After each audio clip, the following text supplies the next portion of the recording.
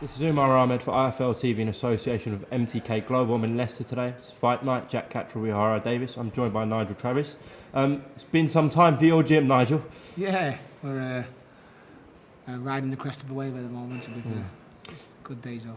Sure, there's been a lot of news, but we're going to start with tonight, the main event, Catterall Davis. Bookies have Catterall a slight favourite. How do you see it? Yeah, I suppose the bookies never usually get it wrong. I think it's about levels. I think that Jack's a whole head and shoulders above O'Hara Davis, but O'Hara Davis has a money shot. O'Hara Davis has the power that's exceptional. So we understand that, but you can prepare for it properly, and Jack's definitely done that. Prepared for it wholeheartedly, and if you know that if you know somebody has a money shot, if you know what they are, then you have to prepare for it wisely, and that's what Jack's done. I see nothing short of an exceptional performance by Jack. I think we've just touched slightly on what he can achieve. I really do think that he's a kid for the future. He's already here now, but I just think that he can go onwards and upwards as far as he wants to. People picking Jack are saying he's going to win on points. Do you feel he can stop O'Hara tonight? Yeah, I genuinely do. Listen, a lot's been talked about O'Hara because of his performance against Josh Taylor, and I think that once that's in you, maybe it's in you for life. And what was in him in that performance was he didn't want it. He may have been in a bad place. He may have been emotionally, fragile because of what's going on in the back of the scenes, and we don't know. I just think that Jack can do what he wants when he wants. Physically, he's an exceptional talent. He's so strong. Pound for pound, he's as strong as anybody that we have in our gym. We have some cracking talent in our gym, but he's just insatiable. His pressure is just fantastic, and his distance judgment is phenomenal. And I believe that sets him apart from a lot of other people. I think that his distance and that'll, I believe, come into play when he fights O'Hara tonight. If he gets through tonight, Jack, moving on to world level after this? Yeah, I think he's at world level now. People are picking O'Hara because he may be world level. I don't believe that he is. I believe that Jack's at world level, and I believe that he'll show that tonight. Okay. Let's just move back to last night, the MTK show in Belfast. Did you go Belfast? Yeah, I was in Belfast. We just got back this morning. I was in Belfast for a few days with Stephen and Conrad to do the weight, check the weight, make sure they're okay, keep them in a good place, while Jamie was here with Jack, and both the lads were fantastic. And then Jamie came over after Jack had weighed in yesterday afternoon, and it was a cracking night. Great show. MTK put on a great show. There was no shocks as such, but some fantastic performances, especially Stevie Ward. Stevie Ward was exceptional against a very, very tough Rolando Paredes, who's a tough Mexican champion, and as you expect a Mexican to be, stereotypical Mexican, come forward and very strong, but very, very dirty. Eventually got disqualified in the 9th round for 3 of the worst blades and headbutts I've ever seen. The first one cut his nose, the second one cut his eye, and the third one got him thrown out of there. And he was complaining, but Stephen's performance was exceptional. He really was. His movement was great. He needed that sort of performance. He needed that opponent, somebody who was wanting to win. It's great looking good against substandard opposition, but he was phenomenal against a real live opponent who he shone head and shoulders above him as well.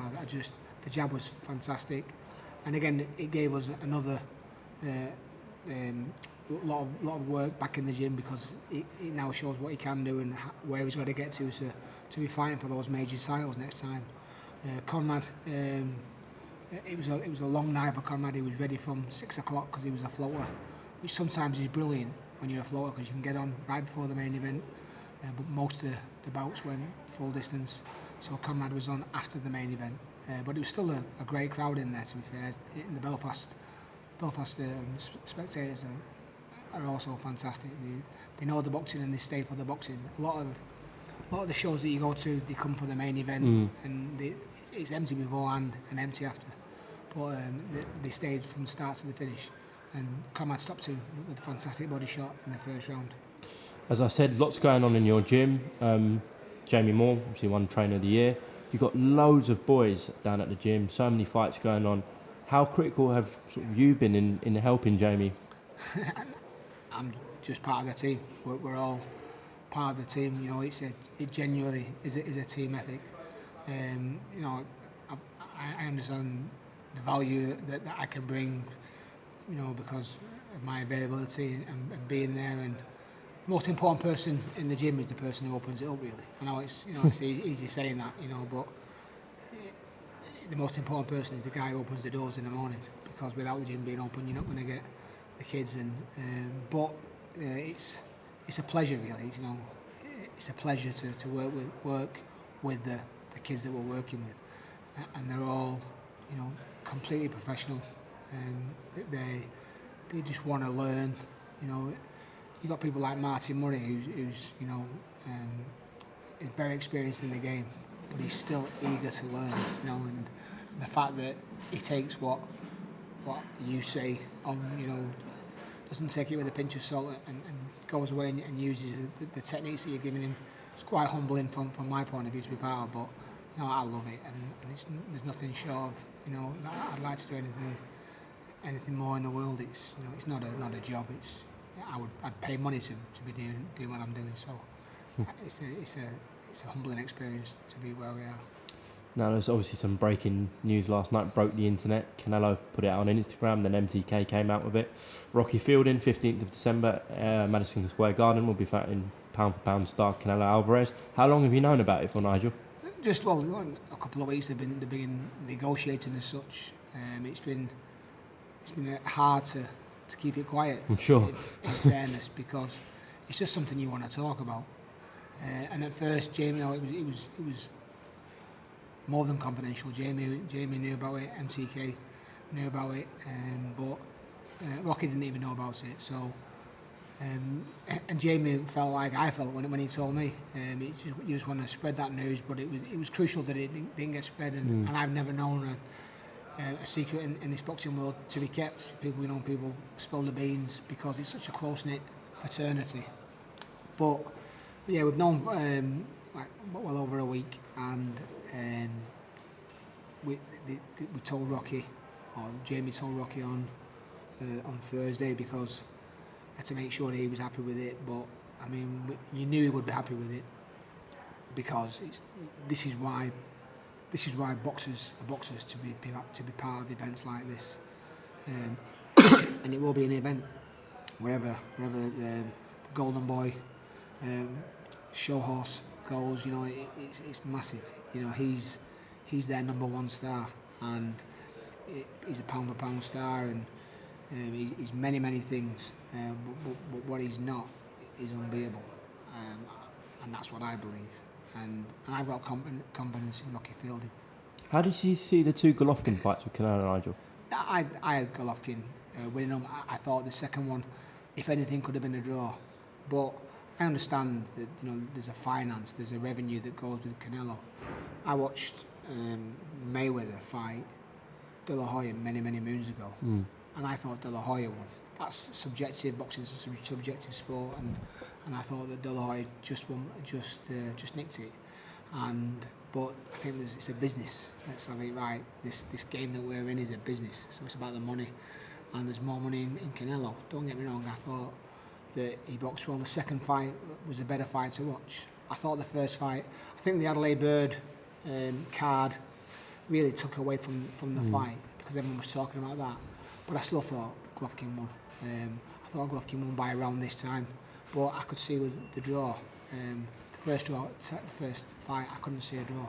I saw only a Golovkin win. Myself and Jamie watched it together, analysed it, and never for a minute would we be dreaming, we'd be talking about tactics for Rocky Fielding. Maybe Martin Murray. You think, yeah, well, you know, he's in there or thereabouts.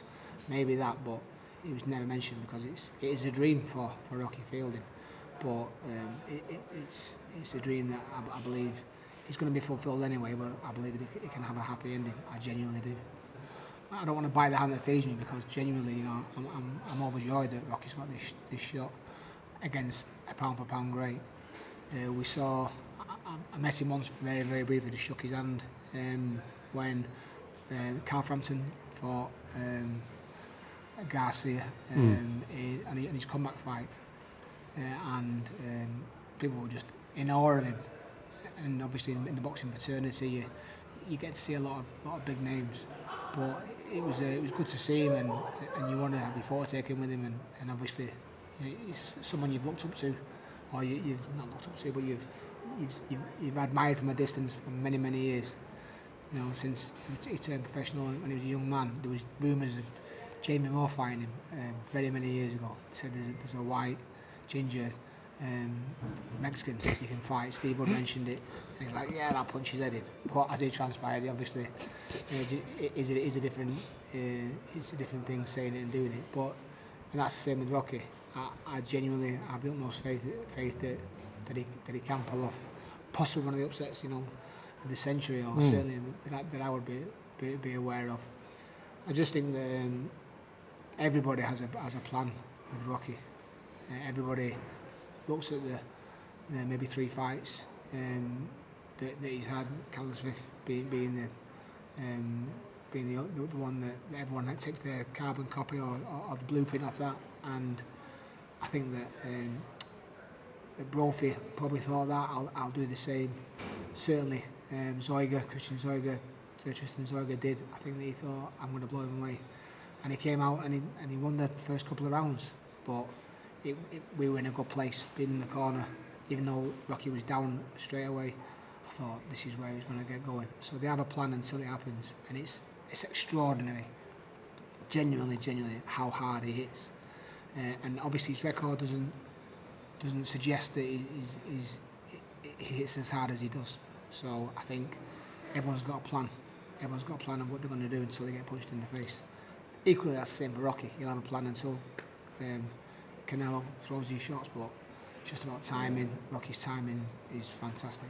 Is that because with the journeyman Rocky faced, they might have tucked up a lot and Rocky couldn't really get his shots off? Yeah, I mean, again, if you analyse his career, so he's been part of Oliver Harrison's gym where myself and Jamie were for many years. So we've known him a long time. So although not working with him, just being in the gym with him, he really is a consummate professional, and the size of him and Smith, you know, the huge super middleweights. So Callum Smith's a big, but so is Rocky. He's a giant of a man, and I think when you saw, I was in Zimbabwe when Rocky weighed in for the Zoiga fight. Yeah. You sort of saw the life drain out of Zoiga when he got on the scales. He was like, wow, this is real. This is where this stuff gets real. And it was very quiet when he was having his hands wrapped because I had to watch that. But yeah, I think when you see him in the flesh, and I don't think Canelo will be daunted at all. Obviously, I know he won't be daunted, but I think he'll be in for a shock when it starts. How much of it is a factor that Canelo's jumping up to super middle? Yeah, I think it's a massive factor. As I say, you know, I'm sure he's navigated, looking at navigation and thinking that's the easiest way to get a title, you know, a title of kudos at another weight, and he can call himself all these multi-weight world champion. That's what he's thinking, and I understand that, and that's business. Again, he's in the business game, and that's what Austin De La Hoya will be looking at. I genuinely believe that, but I also think that it's easier said than done, and we'll have something to say about that when it comes to the fight night.